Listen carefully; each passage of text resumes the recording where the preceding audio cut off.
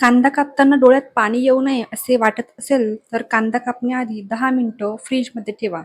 कांद्यामुळे डोळ्यात कमी पाणी येतं किंवा चाकूला थोडंसं लिंबू लावूनही कांदा कापू शकतात. असे केल्याने डोळ्यात पाणी येत नाही. कोथिंबीर जास्त दिवस फ्रेश ठेवण्यासाठी कोथिंबीर धुवून पूर्ण कोरडी करा. आता टिश्यू पेपरमध्ये रॅप करून डब्यात ठेवा. यामुळे कोथिंबीर जास्त दिवस फ्रेश राहते. तसेच लिंबू रसाळ बनवण्यासाठी लिंबूला मायक्रोवेव्हमध्ये गरम करा किंवा हाताने रोल करा. त्याच्यातून खूप जास्त रस येतो. जळलेलं भांडं स्वच्छ करण्याचा उपाय: जळलेल्या भांड्यात पाणी किंवा बेकिंग सोडा टाका. 5 मिनिटं उकळवा. नंतर स्क्रब केल्यावर भांडं पटकन निघतं. पावसाळ्यामध्ये मीठ ओलसर होऊ नये म्हणून मिठाच्या डब्यात काही तांदळाचे दाणे टाका. यामुळे ओलसरपणा कमी होतो. फ्रीजचा वास घालवण्यासाठी एका वाटीत बेकिंग सोडा किंवा कॉफी पावडर ठेवा. यामुळे फ्रीजमधील खराब वास कमी होतो.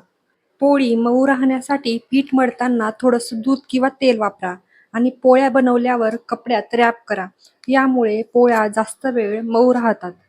हिरव्या मिरच्या जास्त दिवस टिकवण्यासाठी मिरच्यांचे देठ काढून एअरटाईट डब्यात ठेवा. त्यामुळे त्या लवकर खराब होत नाहीत.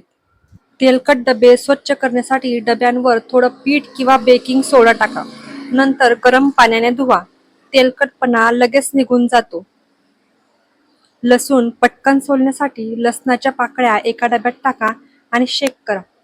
साल पटकन निघायला मदत होते.